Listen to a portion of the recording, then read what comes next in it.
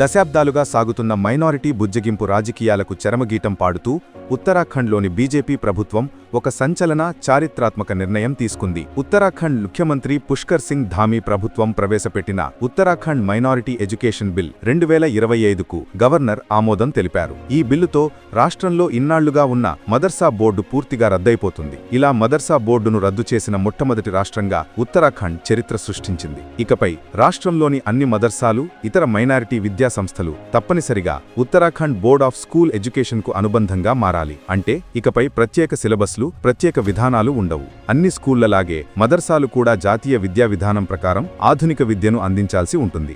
గణితం, science, social studies వంటి సబ్జెక్టులు తప్పనిసరవుతాయి. దీనివల్ల మదర్సాలలో చదివే విద్యార్థులు కూడా మిగతా పిల్లలతో సమానంగా పోటీపడి ఉన్నత విద్య మరియు ఉపాధి అవకాశాలు పొందగలరని ప్రభుత్వం చెబుతోంది. ఈ నిర్ణయం కేవలం ముస్లింలకే కాకుండా రాష్ట్రంలోని సిక్కులు, జైనులు, బౌద్ధులు, క్రైస్తవులు వంటి అన్ని మైనారిటీ వర్గాల విద్యాసంస్థలకు కూడా వర్తిస్తుంది. విద్యా వ్యవస్థలో పారదర్శకత, జవాబుదారీతనం తీసుకురావడమే తమ లక్ష్యమని ముఖ్యమంత్రి ధామీ స్పష్టం చేశారు. ఇది కేవలం ఒక బోర్డును రద్దు చేయడం కాదు, ఓటు బ్యాంకు రాజకీయాలకు అతీతంగా పిల్లలందరికీ సమానమైన ఆధునిక విద్యను అందించాలనే ఒక గొప్ప సంకల్పం. ఈ నిర్ణయంపై మీ అభిప్రాయమేంటి?